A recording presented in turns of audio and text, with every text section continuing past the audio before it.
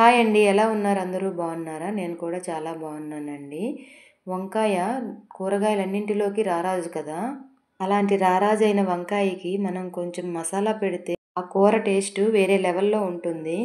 అయితే గుమగుమలాడే నోరూరించే ఈ మసాలా వంకాయ కర్రీ ఎలా చేయాలో చూసేద్దాం రండి. ముందుగా అయితే మసాలా కోసం ఇక్కడ చూపించిన విధంగా అన్నింటిని తీసుకొని వేరువేరుగా ఫ్రై చేసి పొడులనైతే చేసుకోవాలి.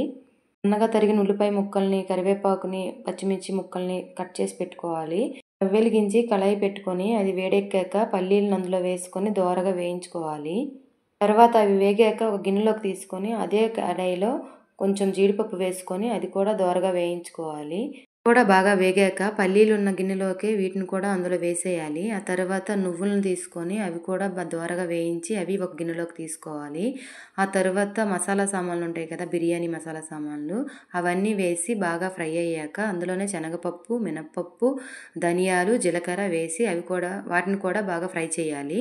కూడా దోరగా వేగాక కొబ్బరి ముక్కలు ఉంటాయి కదా, ఎండు కొబ్బరి, వాటిని కూడా వేసి కొంచెం అలా ఫ్రై చేసేయాలి. అవి కూడా వేగాక వాటిని కూడా ఒక గిన్నెలోకి తీసుకొని 4, 5 వెల్లుల్లి రెబ్బలనైతే అందులో వేసి వాటన్నింటినీ చల్లపరచాలి. అవన్నీ చల్లగయ్యేలోపు మనం వంకాయలను తీసుకొని బాగా కడిగి 4 వైపులా గంట్లు పెట్టుకొని వంకాయలనైతే పసుపు, ఉప్పు కలిపిన నీటిలో వేసుకోవాలి. వంకాయలను ఎప్పుడైనా కట్ చేసేటప్పుడు పసుపు, ఉప్పు కలిపిన నీటిలో ఉంచితే చేదు రాకుండా ఉంటాయన్నమాట.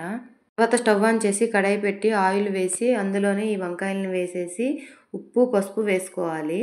ఉప్పు, పసుపు వేసిన తర్వాత ఆ వంకాయలని ఒక 2, 3 సార్లు కలిపేసి ఆ వంకాయలన్నీ ఆ ఆయిల్లోనే ఫ్రై అయిపోయి మెత్తగా మగ్గేంత వరకు మూత అయితే పెట్టుకోవాలి.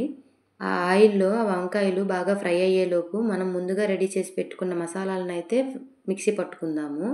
ముందుగా నేనైతే గరం మసాలా, శనగపప్పు, మినపప్పు, ధనియాలు అవన్నీ వేపాం కదా! అవన్నిటిని పొడి చేసుకొని ఒక గిన్నెలోకైతే తీసుకున్నాను. ఆ తర్వాత నువ్వులు, పల్లీలు, జీడిపప్పును మిక్సీ జార్‌లో వేసుకొని మెత్తగా పౌడర్‌లాగా మిక్సీ పట్టుకొని దాన్ని కూడా ఒక గిన్నెలోకైతే తీసుకున్నాను. నా వీడియో గాని మీరు ఫస్ట్ టైం చూసినట్లయితే please like, share and subscribe చేయండి. తర్వాత అదే మిక్సీ జార్‌లో 2 ఆనియన్స్, 4, 5 పచ్చిమిర్చీలను వేసుకొని దీన్ని కూడా మిక్సీ పట్టుకొని మెత్తగా పేస్ట్‌లా చేసుకొని ఒక గిన్నెలోకైతే తీసుకోవాలి. ఆ తర్వాత టమాటాలను కూడా ఒక 2, 3 టమాటాలను కూడా అలాగే మిక్సీ జార్‌లో వేసుకొని మిక్సీ పట్టుకోవాలి. వీటన్నింటిని రెడీ చేసి పెట్టుకున్నాక కడాయి మీద ఉన్న మూతను తీసి వంకాయలు ఫ్రై అయ్యాయో లేదో చూసుకొని ఒకసారి అటు ఇటు కలిపేసి వంకాయలు ఫ్రై అయిన తర్వాత ఆ కళాయిలో నుంచి ఆ వంకాయల్ని ఒక ప్లేట్‌లోకి అయితే తీసుకోవాలి. వంకాయలు ఈ ఆయిల్‌లో ఈ విధంగా వేగిపోవాలన్నమాట. చూడండి ఇలా ఈ రకంగా వేగాలి. వంకాయలను వేరే గిన్నెలోకి తీసుకున్నాక అదే ఆయిల్‌లో జీలకర్ర, ఆవాలు వేసేయాలన్నమాట. అవి కొంచెం వేగాక చిన్నగా కట్ చేసి పెట్టుకున్న ఆనియన్స్ ముక్కలు, కరివేపాకు, పచ్చిమిర్చిని కూడా వేసుకొని బాగా కలిపి అందులోనే కొంచెం అల్లం వెల్లుల్లి పేస్ట్‌ని కూడా వేసి అది కూడా బాగా ఫ్రై అయిన తర్వాత మనం ముందుగా రెడీ చేసి పెట్టుకున్న ఉల్లిపాయ పేస్ట్ ఉంది కదా! దాన్ని కూడా అందులో వేసి అది కూడా బాగా ఫ్రై అయ్యేంత వరకు వేగించుకోవాలన్నమాట. ఇలా దగ్గరగా అవ్వాలి ఆ ఉల్లిపాయ పేస్టు. ఆ తర్వాత ఈ టమాటా పేస్ట్‌ని కూడా వేసుకోవాలి. ఇది కూడా బాగా దగ్గరగా అవ్వాలి అంటే కొంచెం ఉప్పు, పసుపు వేసుకోవాలన్నమాట. అలా వేస్తే కొంచెం పచ్చివాసన అనేది పోతుంది, టమాటాలో ఉన్న పచ్చివాసన. అందుకని కొంచెం కొంచెంగా వేసుకున్నాను నేను.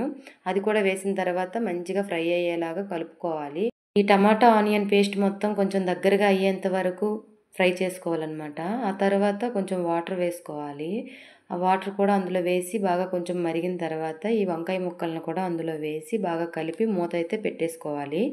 ఒక 5, 10 మినిట్స్ అలానే మూతను ఉంచి ఆ తర్వాత మూత తీసి మంచిగా కలుపుకోవాలి. ఆ గ్రేవీలో వంకాయ కూడా కొంచెం ఉడికిందని తెలిసిన తర్వాత మనం ముందుగా రెడీ చేసి పెట్టుకున్న పొడులనైతే 2, 3 స్పూన్స్ అయితే నేను వేసుకున్నాను. ఎందుకంటే వంకాయలు కట్ చేసినప్పుడే నాకు కొన్ని పోయాయండి.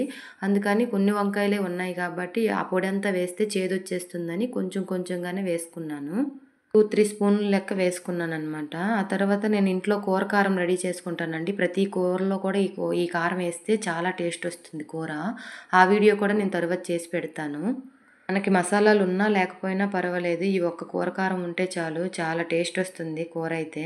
అయితే నేను ఆ కూర కారం కూడా వేసుకున్న తర్వాత బాగా కలిపి మూత పెట్టి ఒక 2, 3 మినిట్స్ అలానే ఉంచేసాను. ఉడికేటప్పుడు ఆయిల్ పైకొస్తుంది చూసారా? అలా వచ్చిందంటే బాగా ఉడికినట్టు కూర.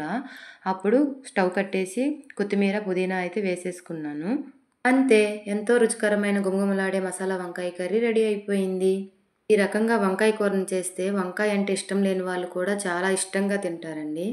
దీన్ని మీరు కూడా ఒకసారి ట్రై చేసి ఎలా వచ్చిందో నాకు కామెంట్ చేయండి. Thank you for watching. అందరికీ బాయ్ బాయ్ అండి.